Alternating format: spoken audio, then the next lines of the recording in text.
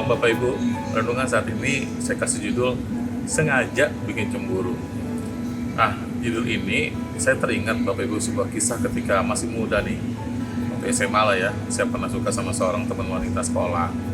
Kemudian rasanya sih saya yakin bahwa dia suka sama saya.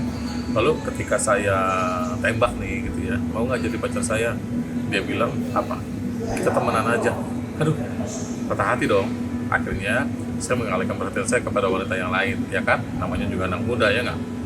Nah, ketika saya lagi mendekati wanita yang lain, beberapa waktu kemudian, wanita yang pertama ini kirim surat ke saya nih, kirim surat, gitu ya. Bilang apa? Kok katanya saya nggak pernah tunggu dia lagi di halte, kok pulang nggak pernah bareng lagi, gitu ya. Kok nggak pernah ngasih perhatian lagi, gitu. Terus apa hubungan kamu sama wanita yang itu, gitu? Wow, kaget saya. Berarti dia cemburu dong. Padahal saya nggak sengaja lo bikin dia cemburu, gitu ya. Mungkin ada orang lain yang sengaja bikin cemburu untuk apa? Untuk menarik perhatian, untuk tahu setia apa enggak, menguji gitu kan, cintanya benar apa enggak. Tapi ini saya nggak sengaja bikin cemburu. Tetapi Bapak Ibu, kenapa saya ceritakan ini?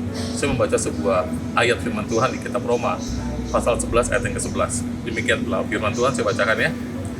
Maka aku bertanya, adakah mereka tersandung dan harus jatuh? Sekali-kali tidak, tetapi oleh pelanggaran mereka, keselamatan telah sampai kepada bangsa-bangsa lain, supaya membuat mereka cemburu. Bapak Ibu, kita tahu bahwa Tuhan sangat mengasihi bangsa Israel.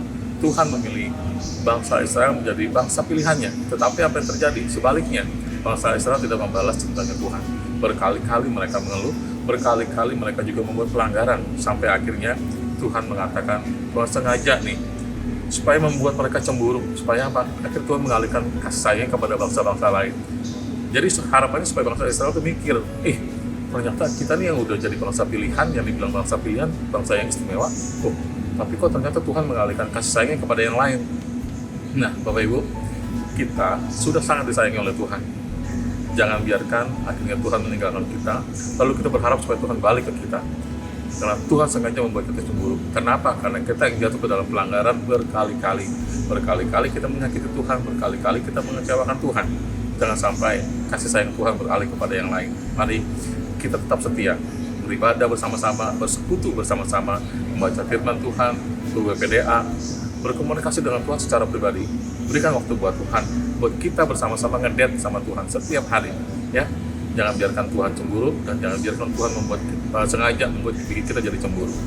Oke Bapak Ibu, mari kita sama-sama setia bersama-sama dengan Tuhan. Mari kita berdoa. Bapak yang baik, Tuhan Yesus Roh Kudus, terima kasih. Biarlah kiranya Tuhan, kasih sayang kami kepadamu tulus Tuhan. Kami benar-benar mau mencintai Engkau karena Engkau lebih terdahulu mencintai kami Tuhan. Engkau yang lebih dahulu mengasihi kami Tuhan, yang menyelamatkan hidup kami. Bapak terima kasih. Tuhan Yesus Roh Kudus terima kasih. Kami serahkan Tuhan segenap cinta kami kepadamu. Dalam nama Tuhan Yesus Kristus kami berdoa. Amin. Tuhan Yesus memberkati kita semua. Selamat beraktivitas.